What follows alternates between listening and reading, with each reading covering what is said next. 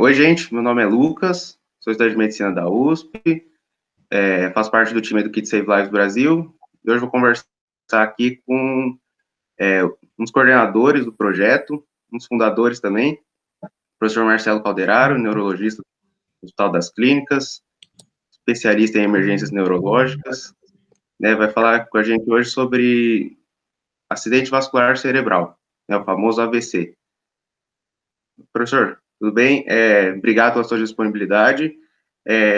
Poderia explicar para a gente o que é esse tal de AVC, primeiramente? Muito bom, Lucas. Obrigado pelo convite. Naomi, obrigado pelo convite. É um grandíssimo prazer participar desse projeto. Vamos lá.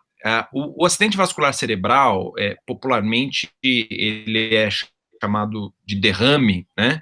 É toda a situação em que a gente tem uma manifestação neurológica decorrente de um problema vascular do cérebro, seja esse problema uma obstrução de uma das artérias que leva fluxo de sangue para o cérebro, e, portanto, os neurônios perdem a fonte de energia e eles acabam morrendo por falta de fluxo sanguíneo, ou porque você tem um sangramento do sistema nervoso decorrente da ruptura, do rompimento de uma das artérias que leva sangue para o cérebro. Então, a gente tem os acidentes vasculares isquêmicos ou hemorrágicos, né? Tá certo. E, professor, AVC é uma coisa que acontece bastante, assim, com que frequência isso acontece na população? Lucas, essa pergunta é muito importante. O acidente vascular é muito comum, né? Uma a cada 6 pessoas, em algumas estatísticas falam até uma a cada 4 pessoas, mas vamos pegar esse uma a cada 6 pessoas, terá um acidente vascular cerebral em algum momento da vida, né? Eu gosto de transpor essa estatística para dados de vida real. Então, se a gente pegar um grupo aí de 20 amigos que estão fazendo lá um aniversário virtual, numa videoconferência, por exemplo, provavelmente 3 dessas pessoas, em algum momento, vão ter um acidente vascular cerebral. Quer dizer, é uma patologia que ela é muito comum e todo mundo, em algum momento, vai ter ou vai trombar com alguém que tenha tido um acidente vascular cerebral. Daí a importância da educação em cima disso, né? Que todo mundo tem que saber o que fazer, todo mundo tem que saber como se comportar, todo mundo tem que reconhecer o acidente vascular cerebral, porque ele é muito comum, ele não é raro absolutamente.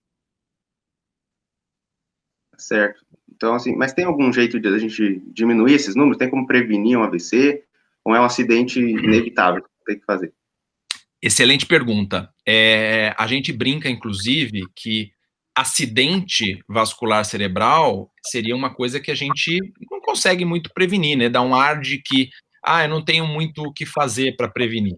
Muito mal comparando, se você sai de carro dirigindo na rua, você pode ter um acidente de carro, mesmo que você dirija na mão certa, que você dirija na velocidade certa, que você não passe nos faróis vermelhos, que você respeite os limites de velocidade. Mesmo assim, o acidente pode acontecer. Mas claro que se você dirigir na contramão, bêbado, e em alta velocidade, passar por todos os faróis vermelhos, provavelmente tua chance de ter esse acidente acaba aumentando. Transpondo esse exemplo do carro para o acidente vascular, o que se estima é que 90% dos acidentes vasculares cerebrais, eles são relacionados a causas preveníveis. E, portanto, sim, a gente consegue ter uma postura preventiva, desde que a gente controle a pressão, que a gente faça check-ups periódicos para evitar arritmias cardíacas, que a gente tenha não fume, que a gente reconheça e trate diabetes, que a gente não tenha obesidade, que a gente tenha uma atividade física regular. Enfim, existe lá uma série de medidas, né? Então, em torno de 10 fatores de risco são controláveis e eles, se bem controlados, eles têm chance de prevenir até 90% dos acidentes vasculares cerebrais. Isso é fundamental, porque, de longe, é muito melhor a gente evitar o acidente de carro do que a gente mandar o carro para consertar. É claro que a gente tem um monte de coisas que a gente pode fazer depois que o acidente vascular aconteceu, mas é fundamental a gente ter uma atitude preventiva antes de mais nada. Tá certo, então dá para prevenir, mas supondo que a pessoa não preveniu, teve AVC, ou vai ter. Como que eu faço para reconhecer? Como que eu posso saber que a pessoa está tendo AVC? Excelente. Em primeiro lugar, a gente precisa tirar um pouco a mentalidade de todo mundo de que não tem o que fazer. Não é verdade. A gente tem muito o que fazer, mesmo depois que a pessoa teve um acidente vascular cerebral. A gente tem uma série de medidas que são tomadas, todas elas dentro do hospital, para que o indivíduo diminua as chances de ficar com alguma sequela. Tá? Esse tipo de conduta dentro do hospital, ele depende naturalmente das pessoas reconhecerem o acidente vascular cerebral, que as pessoas levem o familiar o mais rápido possível para um hospital que tenha um recurso necessário para o tratamento. Então, existe toda uma parte pré-hospitalar que envolve o conhecimento do público leigo, que envolve o conhecimento da população, que eu dividiria nesses 3 aspectos, que são o reconhecimento, a velocidade com que eu tenho que transportar e levar essa informação, e para qual lugar que eu levo essas pessoas. Então, vamos começar da primeira, que é isso que você acabou de me colocar, Lucas. Assim, como é que eu reconheço? Né? O acidente vascular cerebral, ele tem uma série de sintomas que são os chamados sinais de alarme. Então, toda a dificuldade súbita, abrupta de perda de força, de movimentação de um lado do corpo, então as perdas de força agudas de um lado do corpo, as dificuldades agudas de falar, de se comunicar, então os transtornos de linguagem, os desvios da boca, então a boca torta, né, a pessoa pede sorrir e ela tem uma paralisia de um dos lados do rosto, então a perda da movimentação de um dos lados do rosto. Né? A gente tem dificuldade aguda de coordenação, a gente tem a dificuldade aguda de enxergar, seja de um olho, seja de um lado do corpo visual, seja com visão dupla. Então, todos esses sintomas, quando acontecem de uma hora para outra, eles devem suscitar a possibilidade de ter um acidente vascular cerebral. Com certeza é um acidente vascular cerebral? Não, existem outras coisas que podem também dar esses sintomas. No entanto, a decisão de qual é o problema que levou a isso, ela é sempre intra-hospitalar. A gente não consegue fazer exames na pessoa sem que ela seja levada ao hospital.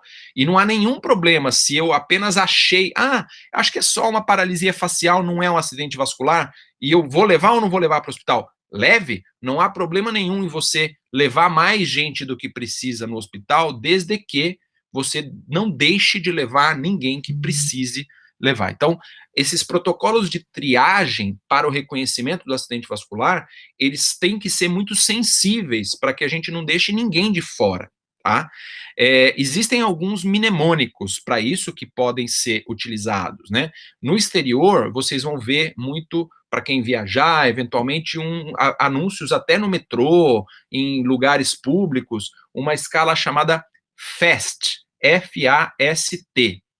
F de face, de face, para desvio da boca. A de arm, porque quando você coloca os braços assim para frente, você tem a queda de um dos braços porque tem uma fraqueza ou não consegue levantar um dos braços. C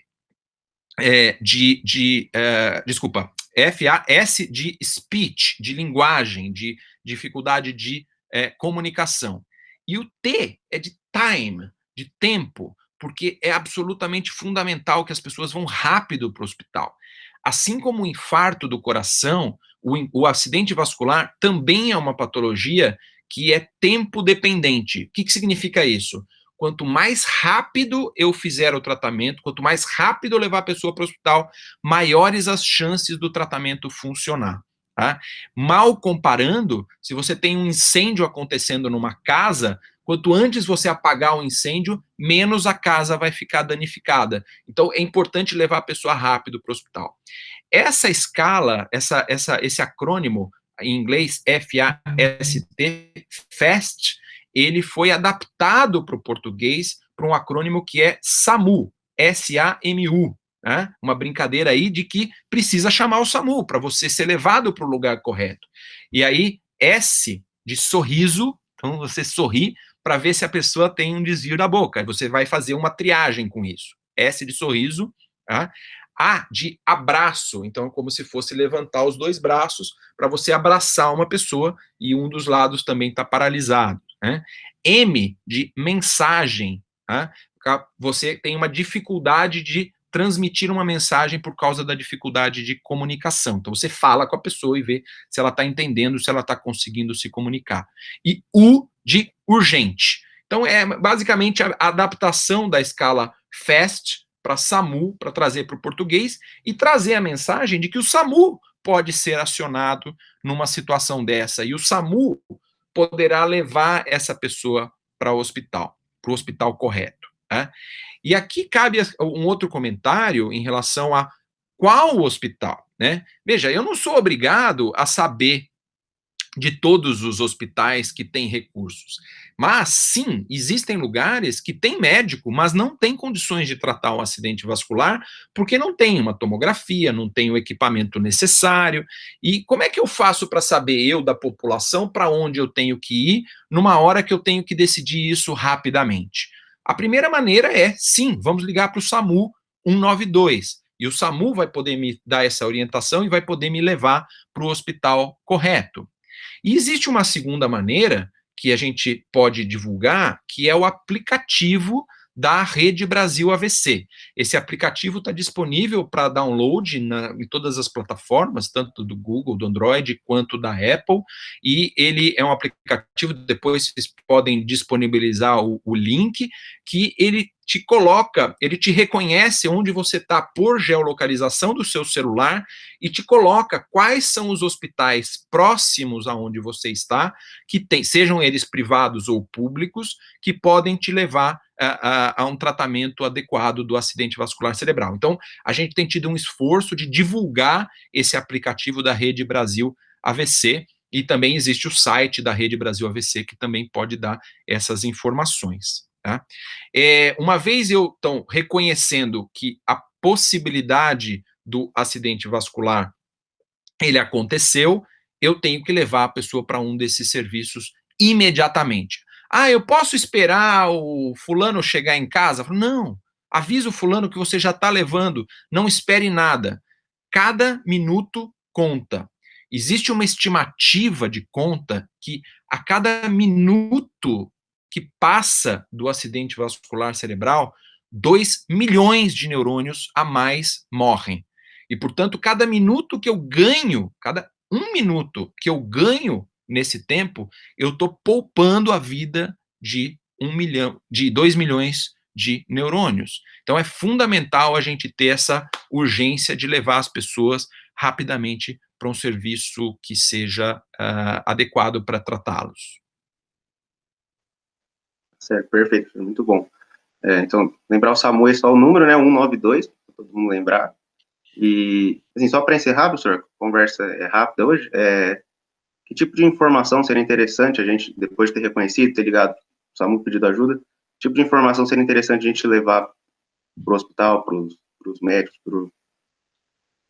Excelente. Em primeiro lugar, quem é que deve acompanhar a pessoa? Né?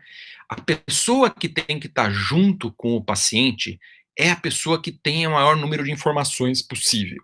E essa pessoa deve ir junto, dentro da ambulância, de preferência, ou dentro do carro, porque na hora que chegarem ao hospital, o médico vai ter que ter vai fazer uma série de perguntas que vão nortear as diretrizes aí de tratamento. Né? E essas perguntas vão sim envolver, muitas vezes, o relato testemunhal de quem viu a hora que o acidente vascular aconteceu ou de quem reconheceu o quadro num determinado momento.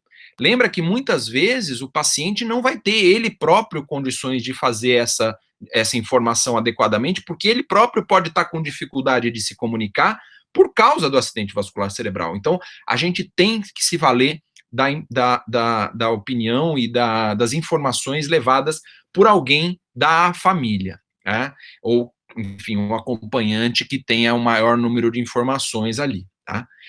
Quais são essas informações? Bom, eu não disse que isso é uma patologia que depende, uma doença que depende do tempo, portanto, eu tenho que saber medidas do tempo.